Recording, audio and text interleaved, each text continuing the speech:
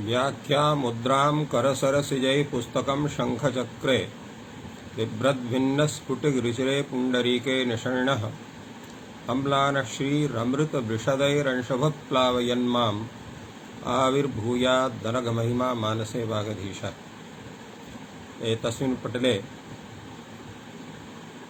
सम्बद्धाः समेऽपि विद्वांसः समेऽपि जिज्ञासवः छात्राः समेऽपि सहृदयः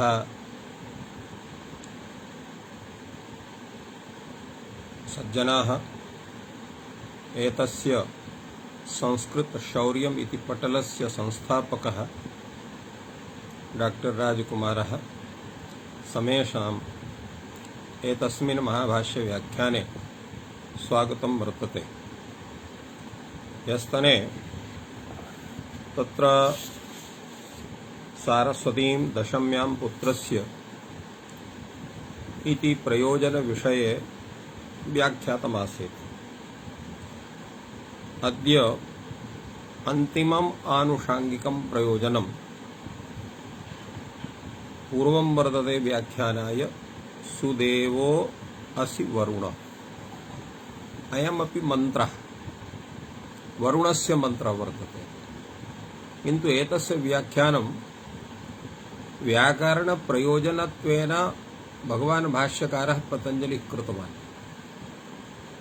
मन्त्रः अस्ति सुदेवो असि वरुण यस्य ते सप्तसिन्धवः अनुक्षरन्ति काकुदं सूर्यं सुशिरामिव।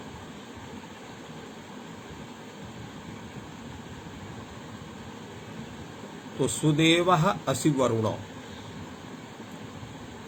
वरुण इति शब्दस्य अर्थः सर्वत्र प्रसिद्धः वर्तते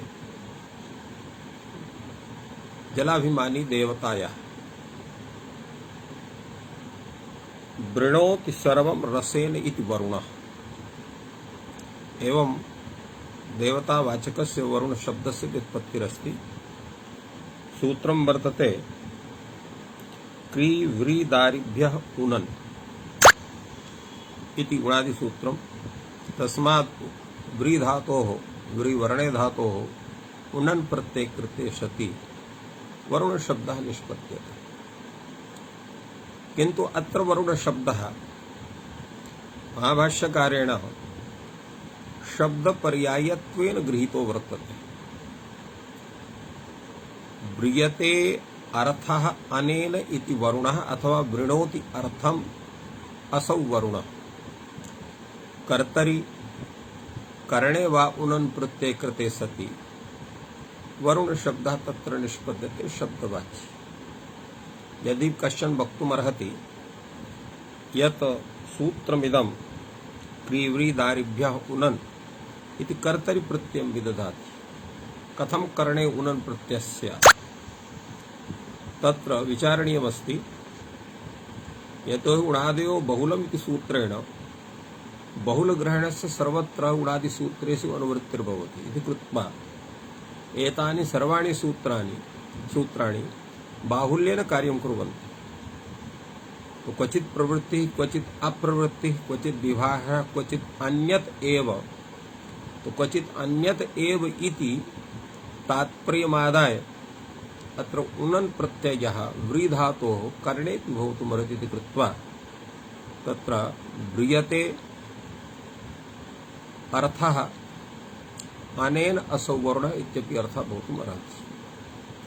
तो सुदेवो असि वरुण। सुदेवः सुष्ठुदेवः। सु इत्यनेन सुष्ठत्वं केन रूपेण? सत्यत्वेन सुष्ठत्वम्। अतः अत्र सुदेवः असि वरुण इत्यस्य भगवान् भाष्यकारः सत्यदेवेऽसि इति कथितं वर्तते। तो सत्यदेवः सुदेवः सत्यदेवः सत्यदेवः असि कः अस्ति? शब्दरूपः देवः। शब्द इति शब्दः यद्यपि नैव प्रयुक्तः वर्तते, अत एव वरुण शब्दः तादृश शब्दवाचकः भवति। वरुणः अर्थसम्प्रदायकः शब्दः। अत एव सर्वे शब्दाः तत्र अन्ये ये तत्र अव्यक्तशब्दाः तेषां ग्रहणं न भवति। अत्र शब्द इति तत्र वरुण शब्देन अर्थवाचकः यः शब्दः साधु शब्दः तस्यैव ग्रहणं क्रियते। यस्य ते सप्त सिन्धवः, अत्र यस्य यस्य इत्यत्र पंचम्यर्थे षष्ठी, अत्र यस्मात् ते सप्त सिन्धवः एवं रूपेण भवितव्यम्, किन्तु यस्य इत्यत्र पंचम्यर्थे षष्ठी वर्तते। अत्र विभक्ति व्यत्ययः सुप्तिमुपग्रह लिंग नारायणम् इति यद् वार्तिकं वर्तते व्यत्ययो बहुलमिति सूत्रे, तेन अत्र सुप् व्यत्ययः भवति, अर्थात् पंचम्याः स्थाने अत्र षष्ठी विभक्तिर्भवति। तो यस्य ते यस्य यस्मात् ते तव सप्त सिन्धवः, सप्त सिन्धवः नाम अत्र सप्त विभक्तयः, सप्त सिन्धवः सप्त विभक्तयः, प्रथमा द्वितीया तृतीया चतुर्थी पंचमी षष्ठी सप्तमी इति सप्त विभक्तयः सन्ति। अनुक्षरन्ति काकुदम्, काकुदम् काकु, काकुदम् नाम तालु, काकु जिह्वा, उद्यते अनेन इति काकुदम्। अत्र उद शब्दः वर्तते, वद धातोः गयार्थे क विधानम् इति सूत्रेण अत्र क प्रत्यय उद्यते इति उदम्, और काकु उदम् इत्यत्र सकन्धादि परूपं वाच्यम् इति सूत्रेण पररूपं भवति, तेन काकुदम् इति शब्दः निष्पद्यते। अन्यापि व्युत्पत्ति भवितुम् अर्हति। काकुः नुद्यते प्रेर्यते उत्क्षिप्यते अनेन इति काकुदम् इत्यपि भवति, नुद प्रेरणे धातोः। तत्रापि काकुनुद इत्यवस्थायां प्रसोदरादित्वात् नकारस्य लोपः भवति, अनन्तरं सकन्धादि पररूपं वाच्यम् इत्यनेन पररूपे कृते सति काकुदम् इति रूपं निष्पद्यते। एवं काचन व्युत्पत्तिः द्विधा रीत्या आचार्यैः कृता वर्तते। अतएव काकुदं तालु, तस्य व्युत्पत्तिरपि भाष्यकारेण दर्शितात्र। काकुः जिह्वा सा अस्मिन् उद्यते इति काकुदम्। सूर्म्यं सुशिरामिव, सूर्म्यं सूर्मि इति शब्दः वर्तते। सूर्मि शब्दः अत्र मूर्तिवाचकः। शोभनाम् ऊर्मिम् इति शूर्मि, सूर्म्यम् इति कथम्? यद्यपि सूर्मि शब्दात् अम् प्रत्यये अयि पूर्व इत्ते पूर्वरूपे कृते सति सूर्मिम् इति रूपं भवति, किन्तु वेदे अत्र बहुलं छन्दसि रीत्या अयि पूर्व इत्यस्य वैकल्पिकत्वात् अत्र यण् भवति, तेन सूर्म्यम् इति रूपं सिद्ध्यते।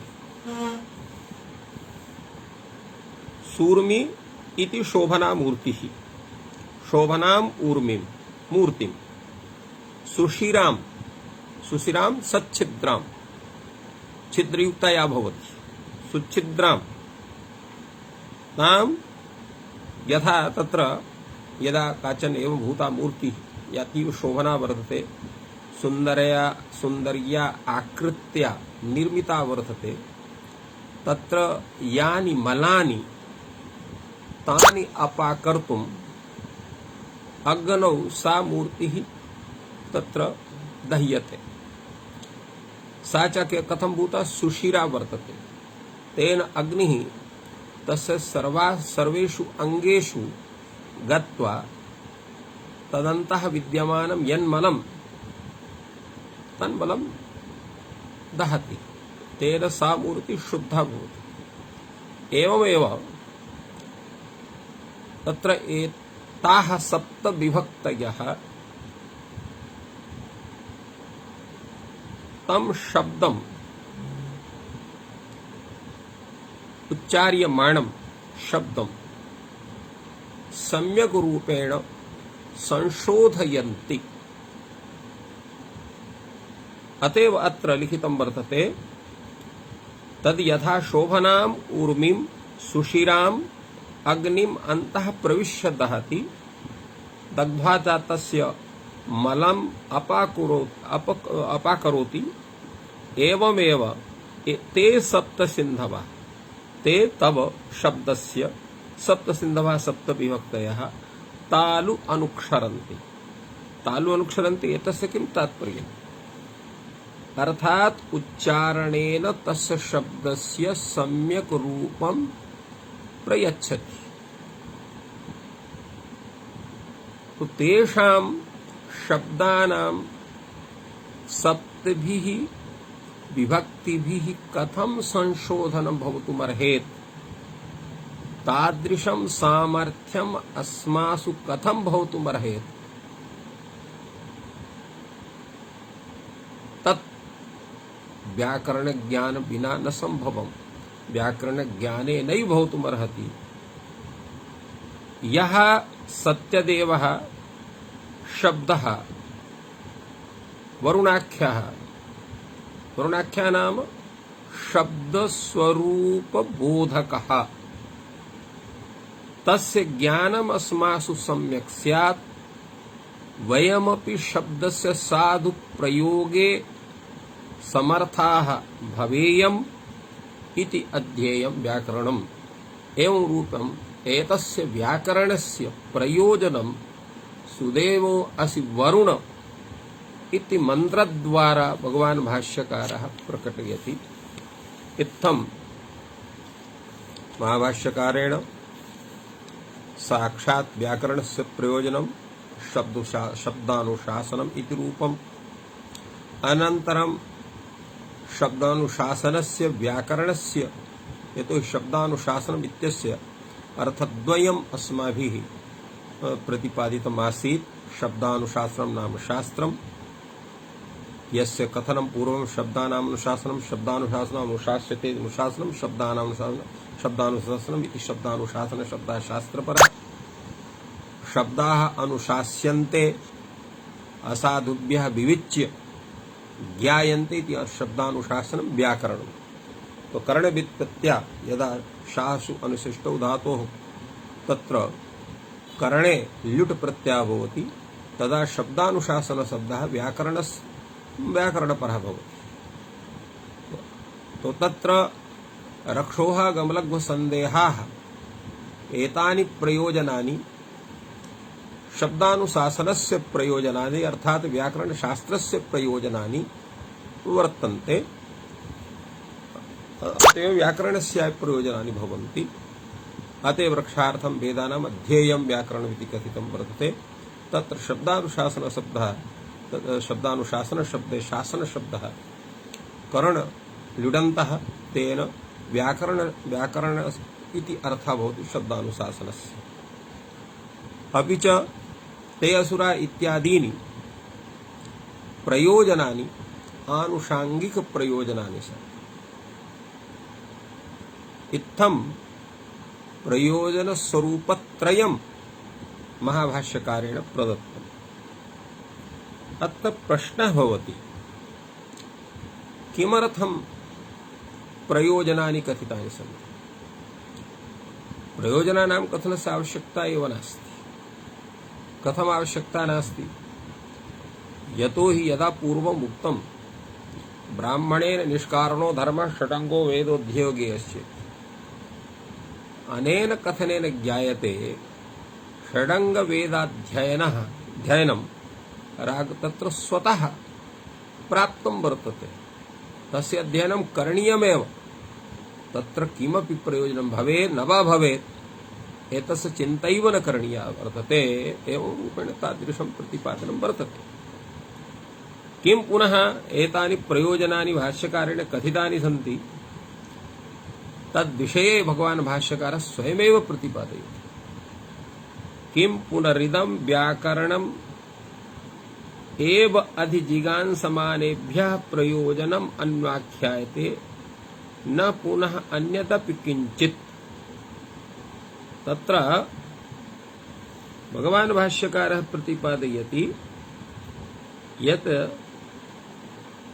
व्याकरणमेव अधिजिगांसमानेभ्यः ये व्याकरणमेव अध्येतुम् इच्छन्ति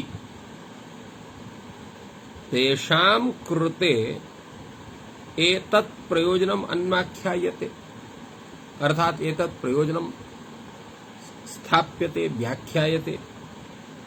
किं पुनः अन्यत् अपि किंचित् अथवा प्रयोजनानां कथनस्य कश्चन अपरोपि हेतुः वर्तते, उद्देश्यं वर्तते, येन एतानि भूयांसि प्रयोजनानि अर्थात साक्षात् प्रयोजनम, प्रयोजन प्रयोजनम, आनुषांगिक प्रयोजनम एवं प्रयोजन स्वरूपत्रयं यत् संस्थापितं महाभाष्यकारेण तस्य किमपि अन्यत् वा उद्देश्यं वर्तते इति तत्र प्रश्नः भवति।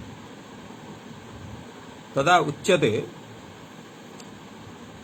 तत्र ये वैदिकाः येषां तत्र यदा वेदाध्ययनं भवति पूर्वम् ओम भवति, हरिः ओम ईखे तोरुजे तवा एवं रूपेण तत्र अध्ययनं प्रारभन्ते।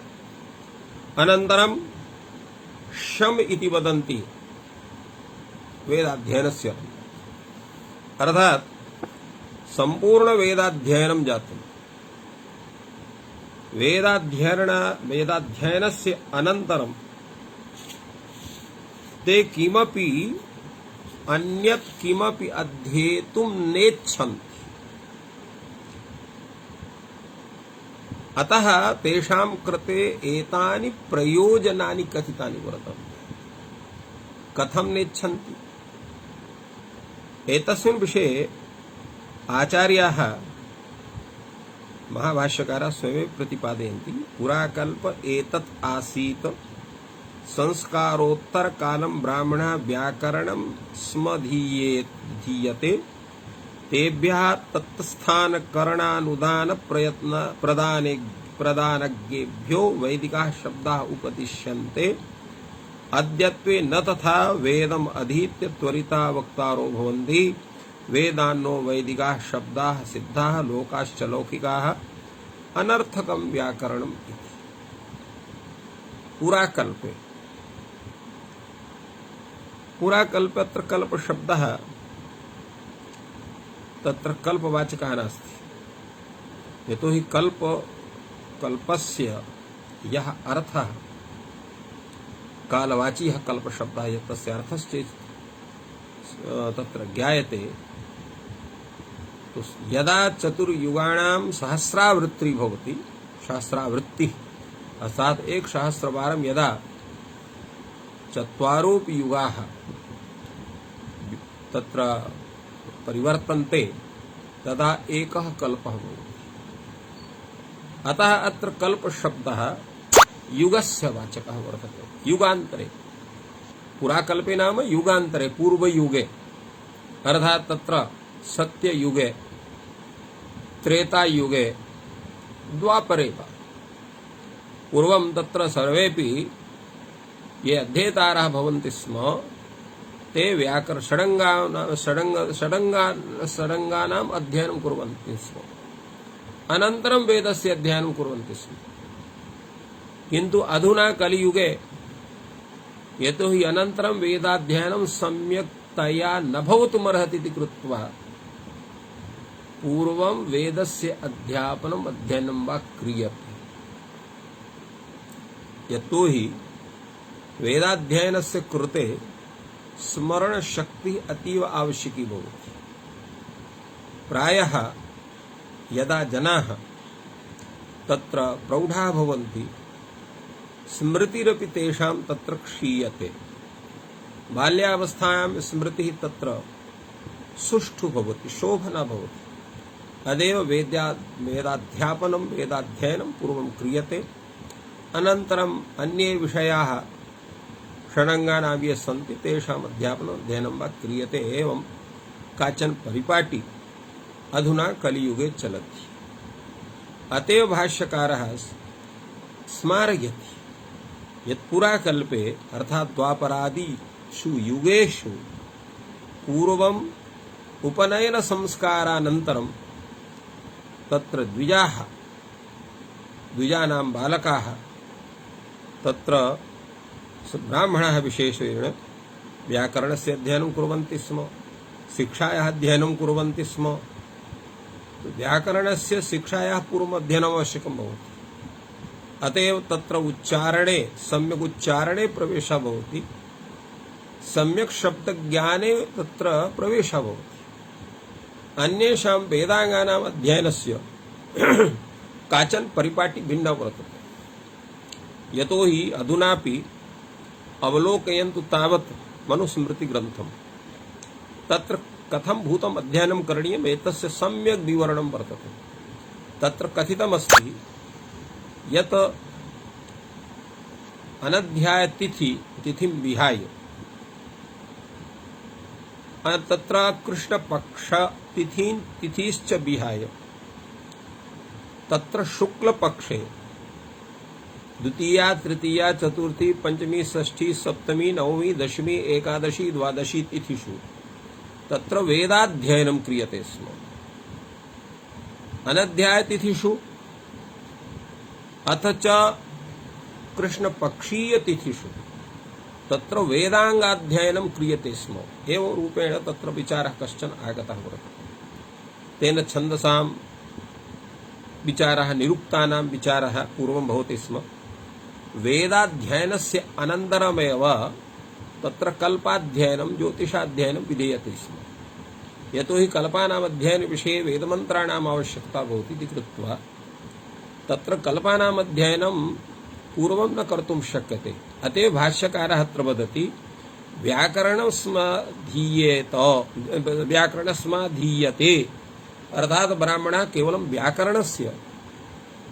व्याकरणस्य अध्ययनं तैः क्रियते स्म, किन्तु तेभ्यः तत्स्थान करणानुदान प्रदानज्ञेभ्यो वैदिकाः शब्दाः उपदिश्यन्ते इति कथयन्ति। एतस्य किं तात्पर्यम्? तो तत्स्थानस्य ज्ञानं, तत्करणस्य ज्ञानं, नादस्य ज्ञानं, अनुप्रदानस्य यद् ज्ञानं भवति तदा वैदिकाः शब्दाः उपदिश्यन्ते स्म। तो एतेषां स्थानादीनां ज्ञानं कथं सम्भवं स्यात्? तो तर्हि शिक्षया भवितुमर्हति। अतः शिक्षायाः ज्ञानं पूर्वं क्रियते स्म, अनन्तरं तत्र वैदिकाः शब्दाः उपदिश्यन्ते स्म। अधुना किं विद्यते? अधुना न तथा। अधुना नाम तत्र पतञ्जलि समकाले, यद्यपि साम्प्रतमपि तादृशी व्यवस्था वर्तते। अधुना अपि वेदाः पूर्वं वेदान् पठन्ति स्वशाखारूपम्, अनन्तरं तत्र व्याकरणादीनां पठन्ति वा न वा पठन्ति इति तत्र प्रसिद्धिः। तथैव अत्र कथयन्ति वेदान्नो वैदिकाः शब्दाः सिद्धाः। यतो हि यदस्माभिः वेदाः अधीताः, सर्वे शब्दाः तत्र ज्ञाताः, तेषाम् अर्थोऽपि ज्ञातः। यतो हि तस्मिन् समये वेदाः अर्थसहितमेव अधीताः स्युः। अनन्तरं तत्र स्मृतिग्रन्थानां काव्यग्रन्थानामपि अध्ययनं क्रियते स्म। अतएव लोकाच्च लौकिकाः शब्दाः। फलतः लौकिकाः शब्दाः अपि काव्यादि पठनेन अस्माभिः गृहीताः वर्तन्ते, वेदाध्ययने च वैदिकाः शब्दाः अस्माभिः गृहीताः वर्तन्ते। तो शब्दास्तु द्विविधा एव सन्ति, लौकिकाश्च वैदिकाश्च। तर्हि लौकिकानां वैदिकानां समेषां शब्दानां ज्ञानस्य सत्त्वात् किमर्थं व्याकरणे तत्र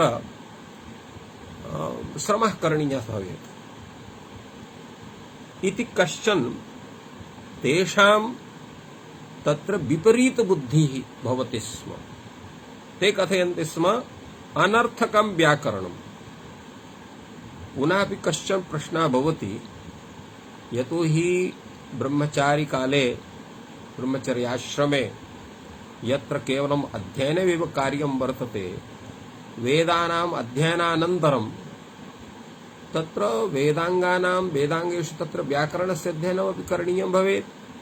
किमर्थं ते इत्थं कथयन्ति स्म वेदान्नो वैदिकाः शब्दाः सिद्धाः लोकाच्च लौकिकाः? एतस्मिन् विषये भगवान् भाष्यकारः तस्य कारणं कथयन्ति। वेदम अधीत्य त्वरिता वक्तारो भवन्ति। त्वरिता इत्यस्य किं तात्पर्यम्? यतो हि वेदाध्ययनेनैव तेषां तत्र युवावस्था भवति। यतो हि वेदाध्ययनस्य तत्र कालः कः वर्तते? उपनयनकालः। तत्र स्मृतिग्रन्थेषु लिखितमस्ति यत् ब्रह्मवर्चसकामः गर्भात् जन्मातवा पंचमे वर्षे उपनयनं जातस्य पुत्रस्य कुर्यात्। एकः नियमः। अपरश्च नियमः वर्तते तत्र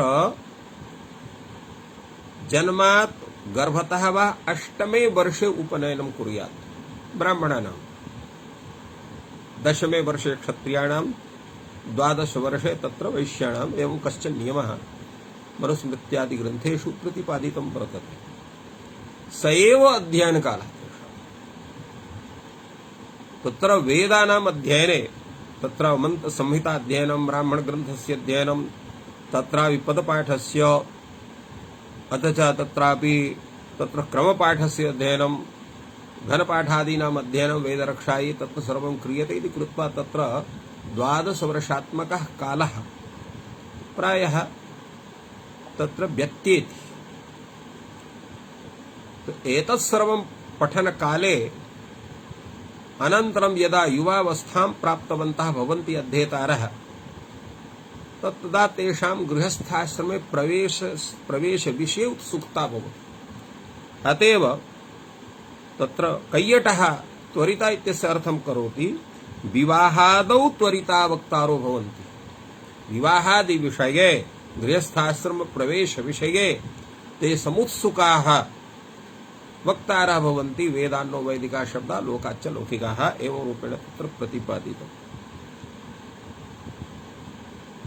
अत्र स्थान इति शब्दस्य ताल्वादि स्थान विषयक स्वरूपं सर्वं जानन्ति।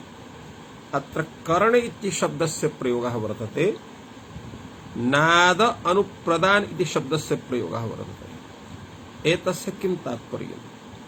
तो करण इति शब्देन आभ्यन्तर प्रयत्नस्य ग्रहणम्, नादानुप्रदान इति शब्देन नादादि बाह्य प्रयत्नानां ग्रहणं वर्तते। नाद अनुप्रदान, नादित्यस्य च नादा, अनुप्रदान नाम प्रयत्न, अर्थात् तत्र बाह्य प्रयत्नानां तत्र ग्रहणं करणीयम्।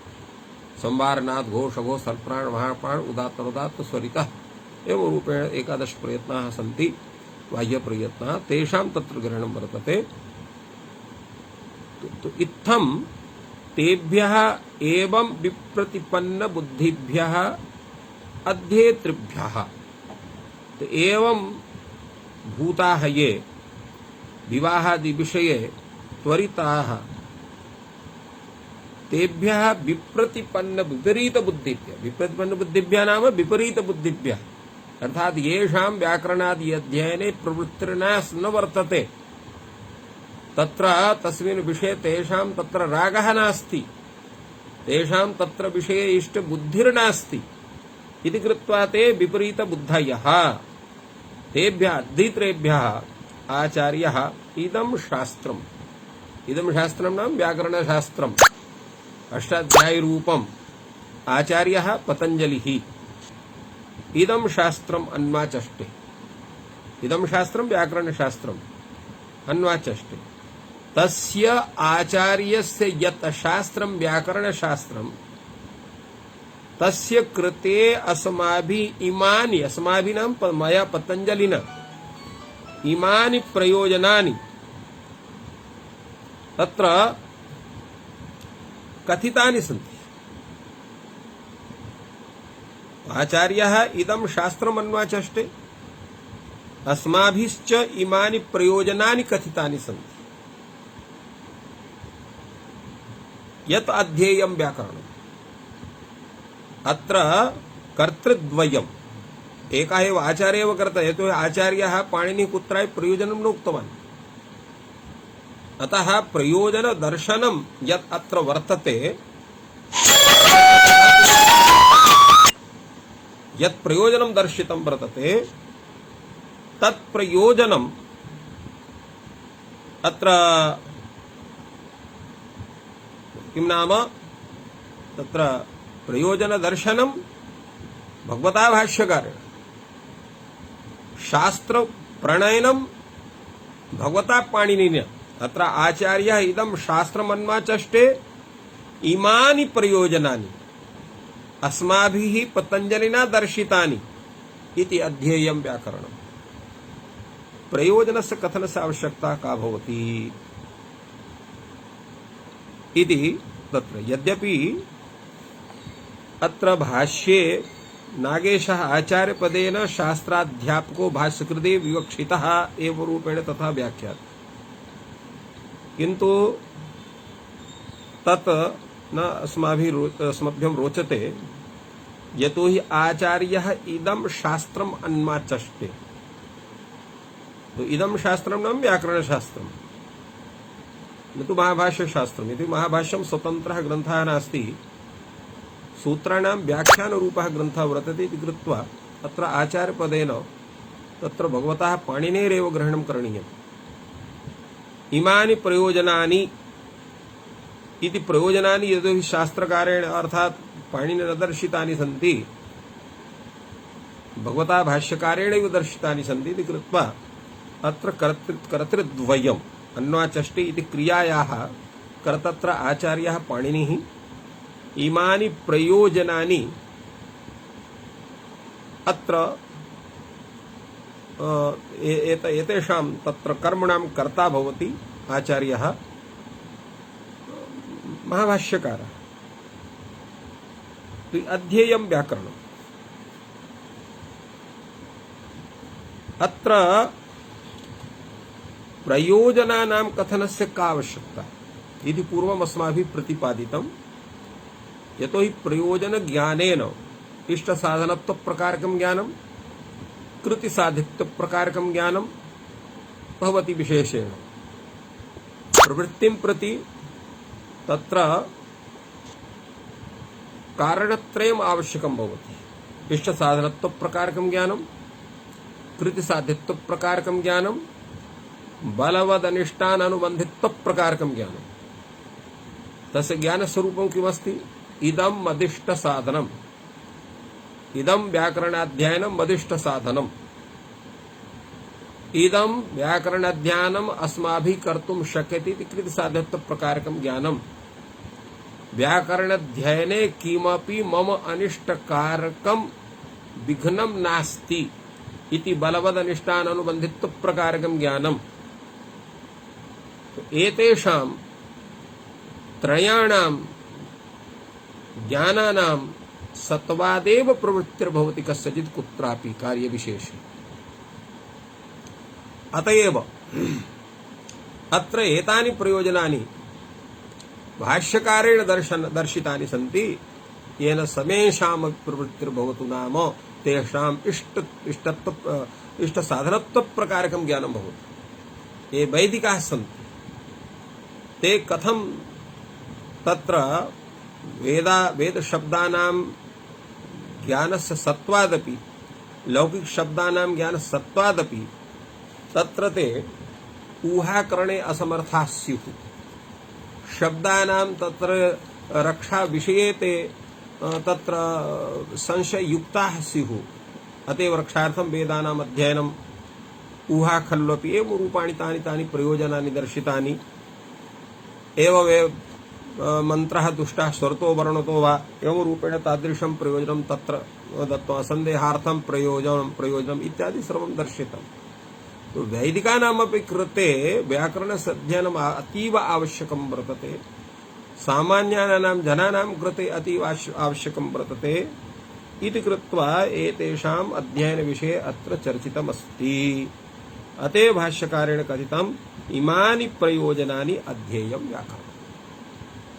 इत्थं समेषां शब्दानां ज्ञानाय, वैदिक शब्दानां ज्ञानाय, तत्र वैदिक शब्दानां ज्ञान विषये तापि तत्र लौकिक शब्दानां ज्ञाने व्याकरणस्य अध्ययनस्य आवश्यकत्वात् भाष्यकाराः कथयन्ति शब्दस्य स्वरूपम् अस्माभिः प्रतिपादितम्। यः शब्दः द्विविधः, स्फोटात्मकः ध्वनिरूपश्च। स्फोटात्मकः यः शब्दः सः व्यङ्ग्यः, ध्वनिश्च व्यञ्जकः। तत्र वैयाकरणेषु सामान्येषु जनेषु तावत् तत्र स्फोटात्मकः शब्दः एव वस्तुतः प्रसिद्धः वर्तते, किन्तु सामान्यजनाः ये सन्ति ते ध्वनिमेव शब्दत्वेन स्वीकुर्वन्ति। अतएव शब्दस्य स्वरूपद्वयं तत्र दर्शितम्। तो शब्दः उक्तः, स्वरूपमपि उक्तम्। शब्दस्य स्वरूपं स्फोटात्मकं तदपि कथितं वर्तते। प्रयोजनानि अपि उक्तानि, प्रयोजनानामपि कथनं तत्र सञ्जातम्।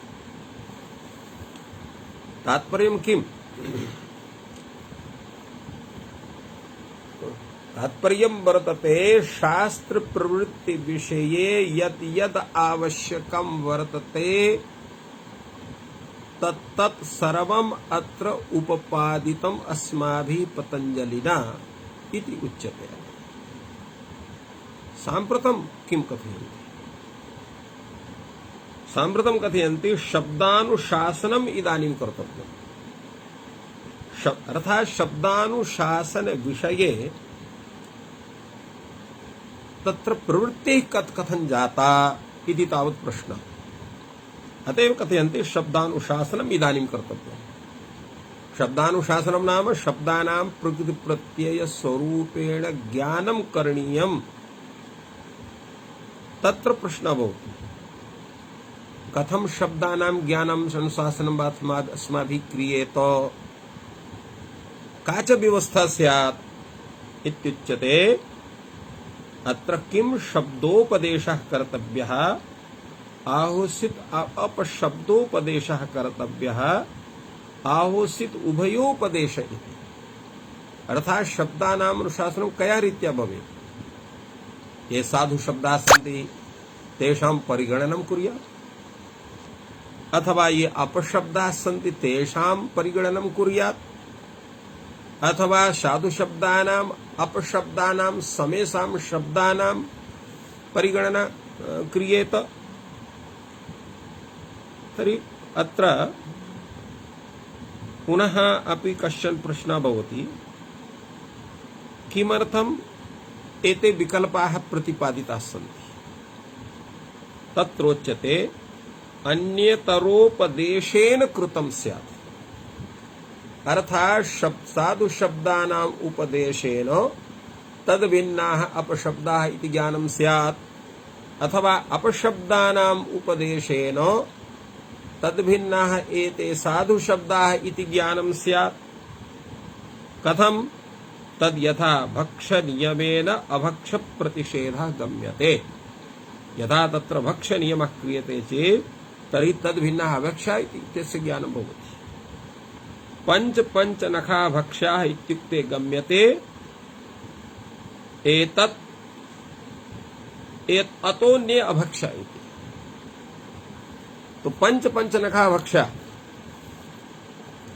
तो पंच पंच नखा भक्ष्याः इति कथनेन ये अभक्ष्याः तेषां तत्र नियमनं भवति।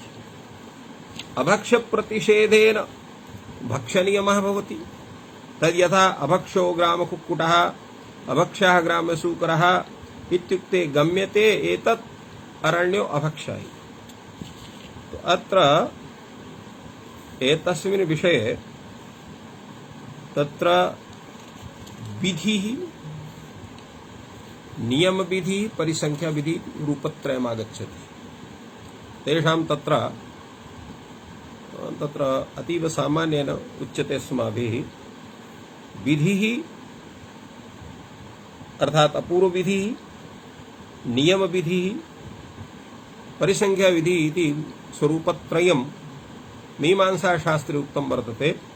विधिरत्यन्तम् अप्राप्तौ नियमः पाक्षिके सति तत्र चान्यत्र च प्राप्तौ परिसंख्येति गीयते। विधि अत्यंत अप्राप्तौ यथा यदेत् स्वर्गकामः इति विधि, स्वर्गकामः तत्र केनचित् प्रतिपादितः कुत्रापि नास्ति इति कृत्वा अपूर्व विधानं तत्र यागस्य वर्तते स्वर्गकामनया फलतः अयम् अपूर्वविधिः नियमः पाक्षिके सति तस्य तत्र व्रीहीन् आवहन्ति। तो व्रीहीन् आवहन्ति इति तत्र नियमविधिः। यतो हि तत्र आवहन्ति अर्थात तत्र तुष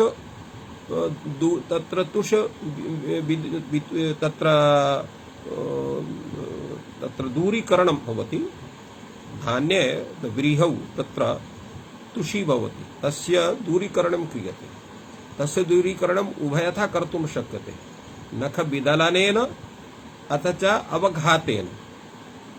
तो अत्र प्राप्तिः वर्तते नखविदलनेनापि तुषी दूरीकरणं प्राप्यते, अथ च अवघातेनापि प्राप्यते, मूसलाद्यवघातेन। केन करणीयम् इति विषये मीमांसायां प्रतिपादितं। व्रीहीन् आवहन्ति अर्थात अवघातेन तुषविदलनं करणीयं, तुषदूरीकरणं करणीयम् इति तत्र प्रतिपाद्यते। तो अयं नियमविधिः वर्तते। तो अत्र तुषविदलनं तत्र केनापि तत्र रागेण प्राप्तं नास्ति, किन्तु अत्र विधानं वर्तते। तत्र अत्र व्रीहीन् आवहन्ति इति तत्र विधानं भवति, यत्र अत्र विधानम् अनया रीत्या करणीयम्, केनापि तत्र अवघातेन प्राप्तं नास्ति। अतएव अत्र लिखितं वर्तते नियमः पाक्षिके, पाक्षिके सति नियमः तत्र चान्यत्र च प्राप्तौ परिसंख्याति गिर्यते। यथा तत्र पंचनखा भक्षा इति कथनं वर्तते। तो भक्षणं तत्र क्षुधा निवृत्त्यै रागतः प्राप्तं वर्तते। तत्र अन्नेनापि क्षुण्णवृत्तिः कर्तुं शक्यते, मांसभक्षणेनापि क्षुण्णवृत्तिः कर्तुं शक्यते। रागतः भक्षणं प्राप्तं वर्तते। तत्र नियमः क्रियते पंचनखा भक्षा। अतएव तत्र चान्यत्र अर्थात तत्र क्षुण्णवृत्तिः अन्नादि भक्षणेनापि प्राप्ता वर्तते, मांसभक्षणे तत्र चान्यत्र च प्राप्तौ तत्र परिसंख्या भवति। तो अत्र पंचनखा भक्षाः इति यत् युक्तं वर्तते भाष्यकारेण, तत्र वस्तुतः परिसंख्या विधिः वर्तते। किन्तु एकः धर्मः उभयत्र वर्तते। कश्च स धर्मः इतर व्यावर्तन रूप धर्मः। इतर व्यावर्तनं नियमेपि भवति, परिसंख्यायां भवति इति कृत्वा अत्र परिसंख्यापि कदाचित् नियमपदेन गृह्यते इति कृत्वा अत्र नियमः क्रियते इत्यनेन नियमशब्देन परिसंख्यायापि ग्रहणं भवति इति मीमांसायाः स्वरूपं वर्तते। स एव नियमः अत्रापि स्वीकृतः भाष्यकारेण। अतएव पंचनखा भक्षा इत्युक्ते गम्यते। अतः अन्ये अभक्षा। तो पंचनखाः के भवन्ति, केषां तत्र पंचनखत्वेन ग्रहणं क्रियते। तो अत्र एतेषां तत्र प्रतिपादनमपि शास्त्रे विहितं वर्तते। पंचनखा भक्षाः ब्रह्मक्षत्रेण राघव शशकः शल्यकी गोधा खड्गी कूर्मोऽथ पंचम। अर्थात शशकः एवमेव सिंही, तत्र गोधा खड्गी तत्र हिंदी भाषायां तत्र गैंडा इति कथयन्ति।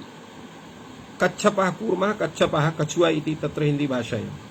तो एतत् सर्वं ये एवं भूताः ब्राह्मणाः येषां तत्र नियमे तत्र मांसभक्षणं प्राप्तं वर्तते, यथा विशेषतः तत्र पूर्वोत्तरदेशीयाः अथ च तत्र पूर्वदेशीयाः, वंगदेशीयाः, अंगदेशीयाः एवं तत्र तत्तत् क्षेत्रेषु ये वर्तन्ते ते मांसभक्षणं कुर्वन्ति, तेषां कृते अयं विधिः भवति। अतः क्षत्रियाः मांसभक्षणं कुर्वन्ति, तेषां कृते अयं नियमः। सर्वेषां ब्राह्मणानां क्षत्रियाणां कृते अयं नियमः नास्ति। तो अभक्षप्रतिषेधेन च भक्षनियमः भवति। अत्रापि तथैव, अत्रापि परिसंख्यैव अभक्षः ग्राम कुक्कुटः अभक्षः ग्राम शूक्रः इत्युक्ते तत्र अरण्यः भक्षः भवति। अभक्षः ग्राम कुक्कुटः अभक्षः ग्राम शूक्रः इति कथं वर्तते यतो हि ये अरण्याः भवन्ति ते असद्भक्षणं नैव कुर्वन्ति। ग्राम्याः ये कुक्कुटाः ग्राम्याः ये शूक्रः ते अभक्षभक्षणं कुर्वन्ति इति कृत्वा ते अभक्षाः भवन्ति इति कश्चन तत्र नियमः भवितुमर्हति। एवम् इहापि एवम् इत्थमेव अत्रापि शास्त्रेपि यदा शब्दोपदेशः क्रियते तर्हि अपशब्दानां स्वतः निवृत्तिः भविष्यति। अतएव कथयन्ति यदि तावत् शब्दोपदेशः क्रियते गौरित्येस्मिन् उपदिष्टे गम्यते एतद् गव्यादयः अपशब्दाः इति। अर्थात् शब्दोपदेशे कृते सति यथा गौ इत्युच्यते तो गौ इति उपदिष्टे तद्भिन्नाः ये शब्दाः गावी गोणा गोपो तलिका इत्यादि रूपेण तत्र अपशब्दाः भवन्ति ते अपशब्दाः तेषां तत्र निरूपणं न करणीयम् इति तेषां तथा ज्ञानं भवति। एवमेव अथापि अपशब्दोपदेशः क्रियेत चेत् अपशब्दानाम् उपदेशः क्रियते तर्हि गावी गोडी गोपो तलिका इत्यादीनाम् उपदेशः क्रियते चेत् तद्भिन्नः शब्दः गौः इति शब्दः साधुशब्दः इत्यस्य ज्ञानं भवति। अत्र विकल्पद्वयं प्राप्तम्। शब्दोपदेशस्य विकल्पः अपशब्दोपदेशस्य च विकल्पः। तर्हि कः विकल्पः अत्र स्वीकरणीयः? अतएव भगवान् भाष्यकारः पृच्छति किं पुनरत्र ज्यायः, अर्थात् अत्र कः पक्षः अस्माभिः स्वीकरणीयः इति। तदा भगवान् भाष्यकारः स्वयमेव समादधाति लघुत्वात् शब्दोपदेशः। लघुत्वात् शब्दोपदेशः यतो हि वैयाकरणाः तत्र लाघवप्रियाः भवन्ति। अतएव एका परिभाषा अपि वर्तते अर्धमात्रा लाघवेन पुत्रोत्सवं मन्नन्ते वैयाकरणाः एव रूपेण तत्र लघुत्वात् शब्दोपदेशः करणीयः। तो लघुत्वात् यतो हि शब्दोपदेशः लघीयान् अर्थात शब्दोपदेश विधाने अस्माकं यः प्रयत्नः सः लघुः भवति। लघीयान् इति कथितः अतिशयः लघु इति लघीयान् ये सुनु प्रत्ययः अतिशयः लघु इति लघीयान् लघीयान् स्वरूपं वर्तते। गरीयान् अपशब्दोपदेशः किन्तु अपशब्दाः बहवः भवन्ति इति कृत्वा तेषाम् उपदेशे तत्र अतिशयः तत्र प्रयत्नः स्यात्। तो अतिशयः गरीयान्। तो एवं अत्र कथं गरीयान् वर्तते? एकैकस्य शब्दस्य बहवः अपभ्रंशाः। एकैकस्य अर्थात् प्रत्येकं शब्दस्य एकैकस्य नाम प्रत्येकं शब्दस्य बहवः अपभ्रंशाः सन्ति। कथं बहवः अपभ्रंशाः सन्ति? तत्र उदाहरणं ददाति।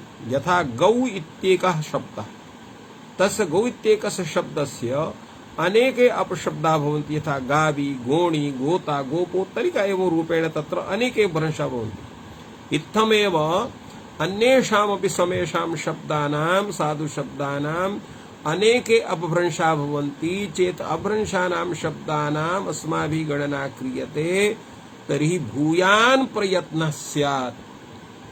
अस्माकं कृते किम् अपेक्षते? अल्पीयान् प्रयत्नः अपेक्षते। अतएव अस्माभिः तत्र शब्दानाम् उपदेशः करणीयः। एवं तत्र इत्थं तु प्राप्तं यत् अस्माभिः शब्दानाम् उपदेशः करणीयः, किन्तु अथ एतस्मिन् शब्दोपदेशे सति किं शब्दानां प्रतिपत्तौ प्रतिपत्तपाठः कर्तव्यः। अर्थात शब्दोपदेशस्तु कर्तव्यः इति निश्चितं, किन्तु शब्दोपदेशः कया रीत्या भवेत्, का प्रणाली स्यात्? शब्दानां प्रतिपदपाठः कर्तव्यः प्राप्यते। ये साधु शब्दाः सन्ति तेषां परिगणना क्रियते। अयं शब्द अयं शब्द अयं शब्द एते सर्वे शब्दाः साधवः सन्ति एवं रूपेण काचित् परिगणना स्यात्। स एव परिगणना प्रतिपदपाठः। पदं पदम् इति प्रतिपदं, प्रतिपदस्य पाठः इति प्रतिपदपाठः। एवं प्रतिपदार्थ प्रत्येक पदस्य प्रत्येकं शब्दस्य पाठः स्यात्। कया रीत्या स्यात्? गौरश्वः पुरुषो हस्ती शकुनि मृगो ब्राह्मण इत्येवादयः शब्दाः पठितव्याः इति प्रश्नः। भगवान् भाष्यकारः इति प्रश्नम् उत्थाप्य पुनः अपि समाददाति नेत्याः। एवं रीत्या तत्र शब्दानां प्रतिपदपाठः न भवितुमर्हति, सोऽपि अतीव श्रमसाध्यः कालसाध्यश्च। अतएव कथयन्ति अनुभ्युपाय एष शब्दानां प्रतिपत्तौ प्रतिपदपाठः। अर्थात शब्दानां ज्ञान विषये एतेषां शब्दानां प्रतिपदपाठात् प्रत्येकं पदस्य यः पाठः वर्तते सः श्रेष्ठः उपायः नास्ति। न अभ्युपायः अभिगतः उपायः इति अभ्युपायः, न अभ्युपायः इति अनभ्युपायः। अर्थात तत्र अश्रेष्ठ उपायः या गौरवभूतः उपायः, येन उपायेन अस्माकं तत्र उद्देश्यस्य रक्षणं भवति, तादृशः उपायः। तत्र प्रमाणं किं?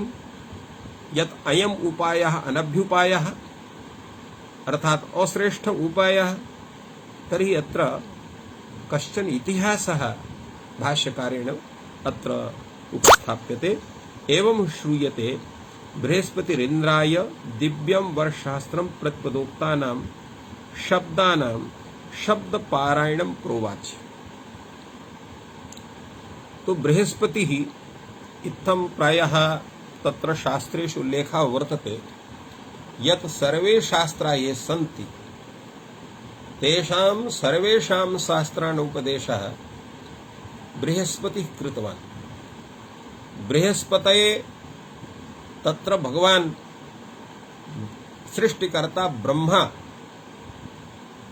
सर्वाः विद्याः दत्तवान्। बृहस्पतिश्च सर्वाः विद्याः तत्र ऋषिभ्यः एवं तत्र कश्चन अस्माकं परंपरा प्राप्यते।